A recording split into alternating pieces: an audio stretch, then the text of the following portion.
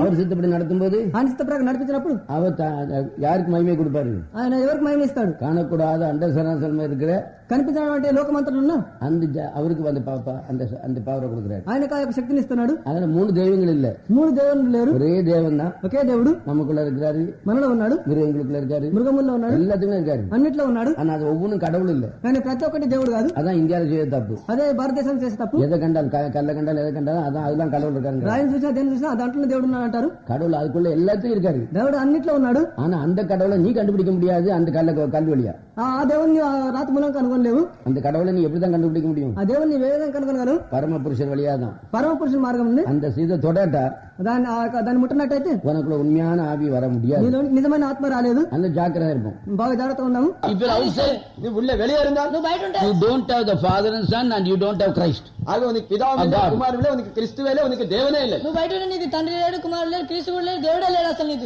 அந்த சக்தி எடுத்த என்ன கண்டெல்லாம் அந்த தெய்வமா எடுத்துக்கிட்டு outside சக்தி கண்டதெல்லாம் தேவன் எடுத்தவர்கள் வெளியே இருக்கிறார்கள். శక్తి చూసినంత దేవుడిగా తీసుకునే వారందరూ బయట ఉన్నారు. but if they take the பரம புருஷா you go in. பரம புருஷனை எடுத்துக்கொண்டால் அவர்கள் உள்ளே வருவார்கள். పరమ పురుషుని తీసుకుంటే వారు లోపలికి వస్తారు. so that is very important. அதுதான் ரொம்ப முக்கியம். అది ఎక్కువ ముఖ్యమైనది. so that is left to you. அது உங்களுக்கு விட்ட உங்களுடைய இஷ்டம். అది మీ యొక్క ఇష్టము. that is your choice. அது உங்களுடைய இஷ்டம். అదే